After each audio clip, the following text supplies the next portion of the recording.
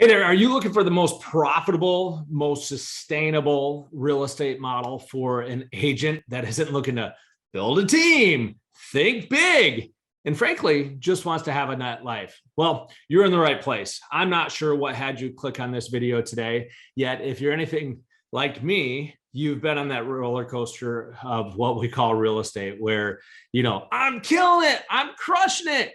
And then you're lucky if you saved enough to pay your taxes. If you love real estate, yet know that there's got to be a better way, click the like button, subscribe, and we're going to be putting a lot more video content here as we share the message on what's helped us find the freedom in this wonderful business. And frankly, why most of us probably got into real estate in the first place. Well, let's get started. So let's talk about the cycle of being a real estate agent. Typically, when I see an agent jump in, they're frustrated. They're moving away from pain. Maybe it's they're in a corporate job, or they have a life event happen where they need more freedom and flexibility or more income. There's lots of different reasons. Do me a favor, put in the comments, put why you got into real estate or what triggered you to get into real estate. So let's look at that. Usually in the first year in real estate, you're working on your skill set. And this is our success code. I'll go ahead and post a link to a video that describes our success code.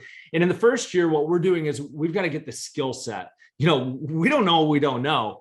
And it typically takes that first 12 months for you to just pull your head right out of your rear end and actually know what you don't know. Hopefully you get some transactions under. You've been drawing that arrow back. Now, in order to shoot forward, we know that you have to draw back. So in that first year, it's all about survival. We like to call that phase one. Now in phase one, what we're looking to do is we're looking to secure food, shelter, and water. And most likely we're working a ton of hours. I think about the first listing that I put in. It probably took me the better part of 5 or 6 days and probably 13 Mountain Dews. And then I got really drunk that night. Don't judge.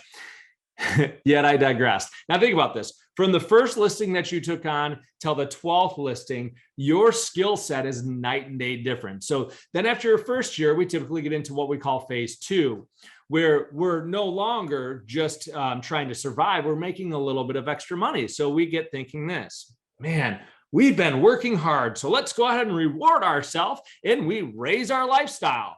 And, we're driving that Prius. Yes, that's what I drove. Take a look right there. Driving that Prius, yet we're really a Jeep guy. So then what we decide to do is we decide to reward ourselves and upgrade our lifestyle, which also a lot of times increases our living expenses.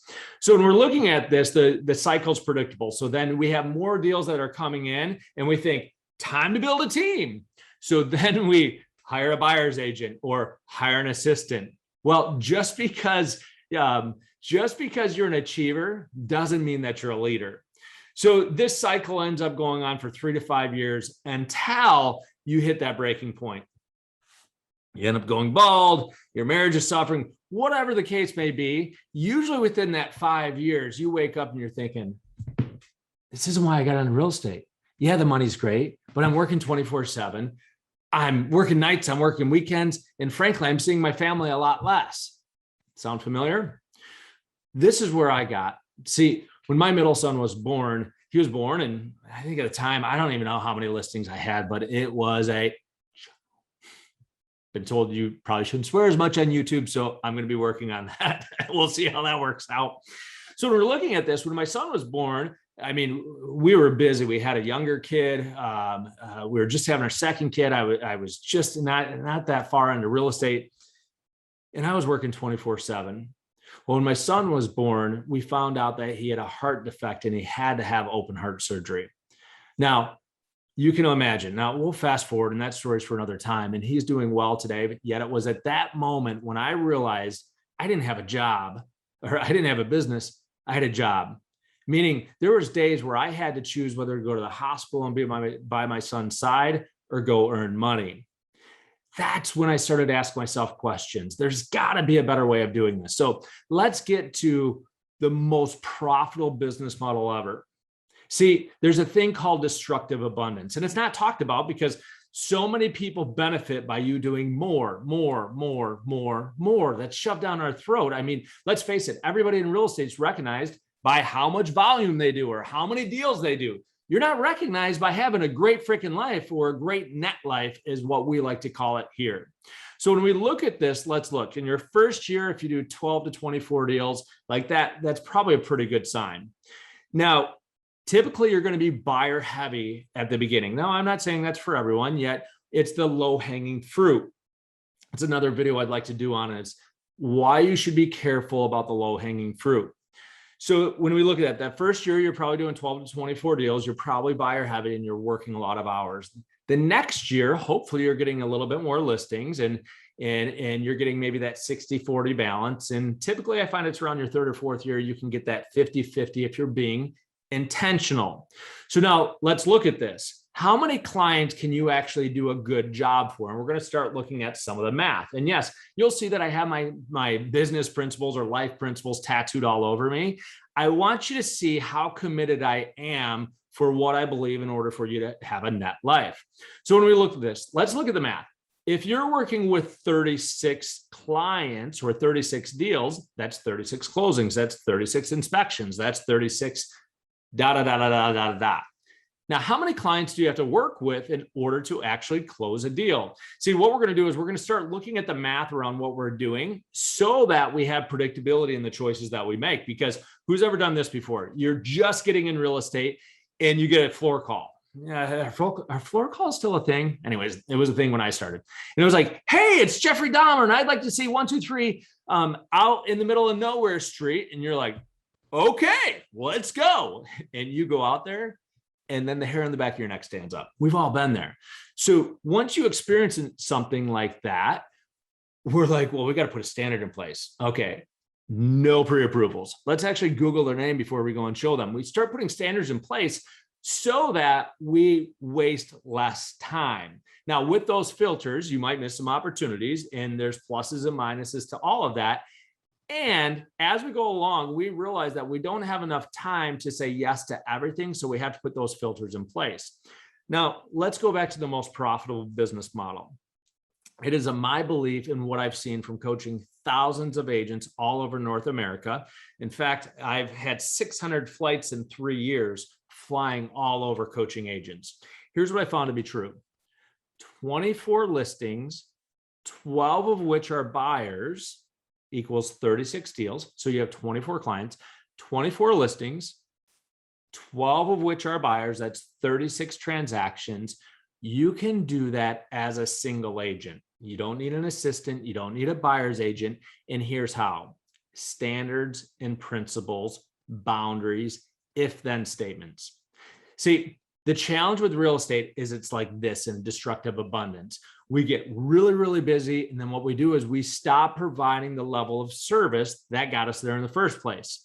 See, the challenge is when you start having 5, 6, 7, 8, 9, 10 closings in a month, you stop doing the things that got you there. You stop doing an excellent freaking job. You stop getting the referrals, and all of a sudden you have 10 closings, and then you might go 30, 60, 90 days with that dip. What we're looking to do is we're looking to smooth that out and write this down: recurring income. That's a gift from the gods. It's our first phase of moving our business and our revenues into recurring income. That's one of the challenges with real estate is typically you're only as good as your next 30, 60, 90, 120 days. Some of you may have been like me where interest rates went up overnight. Well, how susceptible are you into short-term challenges or shifts in business? So let's look at this. If you're working with only 24 clients over the course of the year, how much better of a job are you able to do? For example, when I first started, I knew that I probably had to work with about 10 clients to close about 3 or 4 deals. Well, that means that I'm working with 6 people that I might not get paid on. Think about how committed can you be to a client when you're only closing 4 out of 6 people that you end up opening a door for? It just doesn't work. See, what we're looking at is what is the capacity and what is the math of what we're looking to do? Well, if every single client that you work with, you end up closing, think about the time that you have to provide another level of service. It's exponential. And when you provide that next level of service and you give to givers, you'll never be able to outgive a giver. See, this is the challenge when we go and hire a buyer's agent because they're not you. there's a good chance that if you got a referral, they are referring the expectations of you. Now, I get this. I get this. There's a lot of people out there going, oh, you need systems and principles, and if it's about you, there's plenty of people that think that. Yet nobody can be Hank. Hank's a freaking lunatic. I was crazy. I was obnoxious. And if somebody tried to be me, it wasn't going to work. So when we look at this, when you refer your deal off to a buyer's agent, here's what's not going to work out well. They're not you. The other thing is they're now building that relationship, building that referral. And I'm not necessarily saying that's a bad thing. That's for another video. Yet there's a good chance that you're going to lose control of that referral-based business. Now, notice what I just said there. Referral-based business, relationship-based business. When you get to a relationship-based business, one of the most important things is stop doing the 80% that makes 20% of the money. What we now are in a place to do is identify the 20% that provides for 80% of the money. Then we're going to subtract out the 80%. We are going to fight back for time. See, all work expands the time that's allowed. And when we're setting the standard of only working with 24 listings, 12 buyers, that allows us to do more business in less time, raise our standards. So for example, let's say for easy numbers, your average sale price is $300,000. When we raise our standards, we raise the quality that we're doing for our clients. It's very typical that our average sale price is going to rise by doing so. I find if you follow our systems and our methods and our madness, you're looking at probably at least a 10% increase. Now, some of my clients, they've experienced a 25% increase after 12 months of following what we're talking about. Now, think about this. I want you to do the math on this. Your average sale price is $300,000 and you increase your average sale price by 10% for the next 5 years. Go ahead and do that math. Maybe if I get ahead of this, we'll put a spreadsheet in the comments where we can do that math for you. We'll see. So when we look at this, here's the exciting part of this. By doing 24 listings, 12 buyers, if you go year one, 300,000, then you increase by 10%. Those are margins. We're going to take those margins and use them to create freedom. So for example, if you have debt right now, we need to stop. We need to freeze our lifestyle and say, okay, this is our lifestyle. We need to make it work. Now, as we increase our revenue, we use those margins to pay down that debt. Now, here's where you might be at. You might be trying to out earn stupid like most real estate agents. Heck, we have a tough time saving for taxes, let alone wealth. With the Netlife Formula, here's what we're going to do is we're going to give you a step-by-step way of not only doing less deals, increasing your average sale price, then what to do with that. So you increase your average sale price by 10%. We move that to a margin account, and here's what it does. If we have debt, we're going to attack that debt. Once that debt's attacked, now we're going to take those margins to take care of our cash flow. Now, we're going to do another video here where we're going to talk about income, cash flow, and then refereeing your life. Most real estate agents that I know don't have an income problem. They have a cash flow problem. So here's what we're going to do is we're going to fight back for time. We're going to not try to go to 60 transactions because quite frankly, that sounds awful to me. And maybe you've done 60 transactions. How was the rest of your life when you did that? We're going to walk you through all the concepts that we talked about in this video at a much more micro level on the reasoning behind 24 listings, 12 buyers, and how we're going to get you out of this hamster wheel. Now, imagine what this would look like. Imagine what it would look like to no longer be worrying about cash flow. You have 12, 24, 36 months of cash just sitting there. So now instead of making short-term decisions on what you're doing, you're making decisions that are going to impact you 12, 24, 36 months down the road, where we can start working for longer-term money and we can stop trying to out-earn stupid where we're only as good as our next 30 or 60, 90 days. Now, we're going to dive much deeper into this topic. So if you like what we're throwing down so far, do yourself a favor. Hit that bell button. We are committed for the next 12 months to get all of our content out there for all of you for free. Why? we've reached freedom. Through these systems and models, we've been able to take ourselves out of the rat race where we're no longer having to go out and, work with buyers and sellers, and we're able to help others do it in such a way that it's sustainable for all of us. So if you like what we're throwing down, give us a comment, give us a thumbs up, and give us any feedback. This is our first official video, and we are going from phase 1 to phase 2 in YouTube now, and follow along on the journey.